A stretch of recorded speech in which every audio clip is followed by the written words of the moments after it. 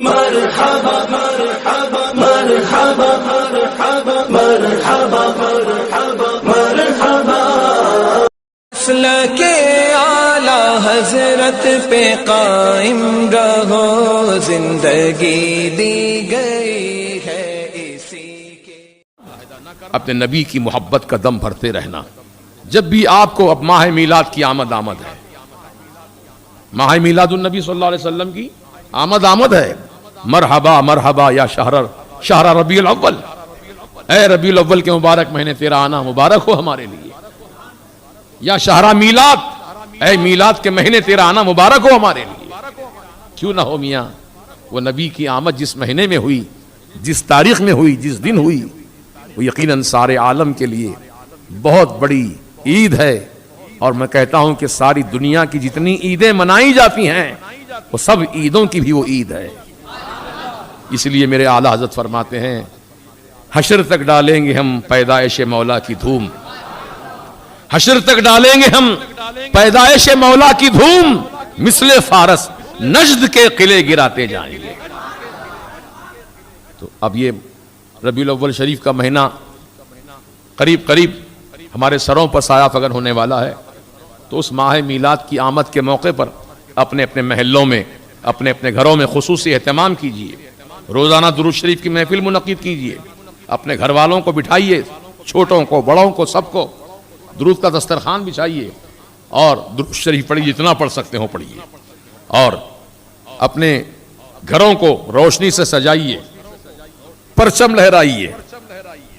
پرچم لہرانا اور روشنی کا اہتمام کرنا یہ ناجائز فضول خرچی یا بدعت کا کام نہیں، بلکہ یہ اللہ پاک کی سنت، جبریل علیہ السلام کی سنت، سمجھے آپ؟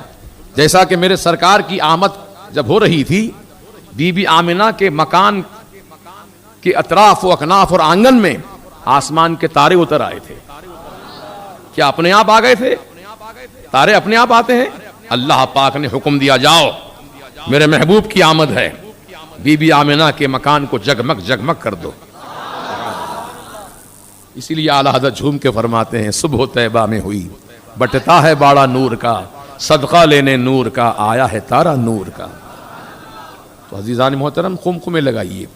حضرت شاہ فضل حق علیہ رحمت و رضوان 12 ربیع الاول شریف کو، یعنی شب میلاد، اپنے مکان کی چھت پر 12 چراغ روشن کرتے تھے، 12 چراغ جلاتے تھے۔ تو ایک تھا دل جلا، سمجھے آپ؟ ایمان سے محروم، عقل کا اندھا، حضرت فضل حق خیر آبادی کے پاس آیا، کہنے لگا، حضرت آپ اتنے بڑے عالم ہیں، اتنے بڑے فاضل ہیں، اور یہ خرافاتی کام آپ کر رہے ہیں، یہ کیا چراغ لگا رکھے ہیں آپ نے؟ کیوں لگائے ہیں؟ کہا میرے آقا کی آمد کی خوشی میں لگایا۔ لگانا ضروری ہے، بالکل ضروری ہے۔ اگر تو بجھانا چاہتا ہے تو جا بجھا دے۔